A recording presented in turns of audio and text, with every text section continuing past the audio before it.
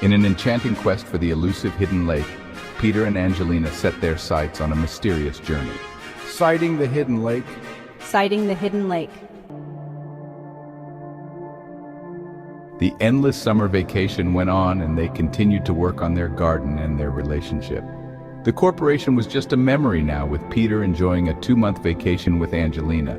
They got up at 5 a.m. each day with the sun, singing like lovebirds, and had breakfast out in the yard with the roaming deer that fed there at dawn and dusk.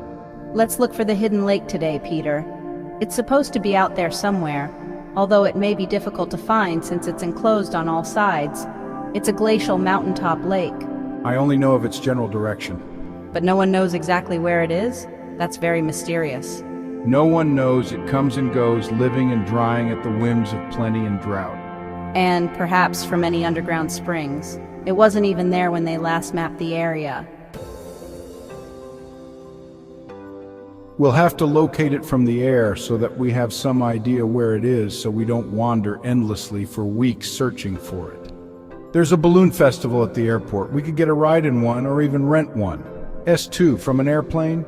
Let's do it. I love balloons.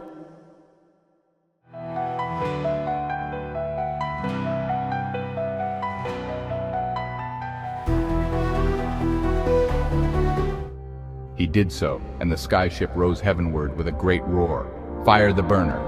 Yes, a clue, a faint path that can only be seen from the air.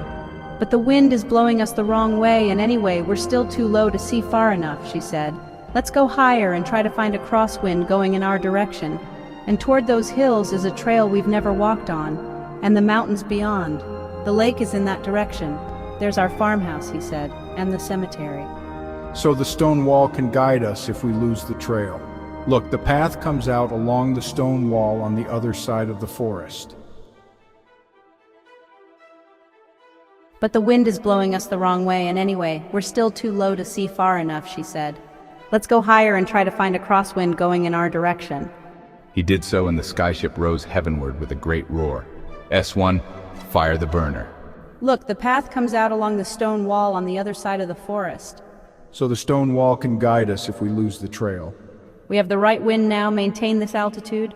Aye, aye, Captain, he said. The songs of larks rose in the air to meet them and pierced the stillness of the sky. We must have been sea creatures in one of our prior lives. We are always drawn to water, aren't we? She offered. We've had many previous lives together, haven't we? Yes, and they've all been coming back to me. It's so blue, who would ever expect a lake up on top of a mountain? S2, to me too. Look, at the third peak, she exclaimed. It's just beyond the slope of purple heather.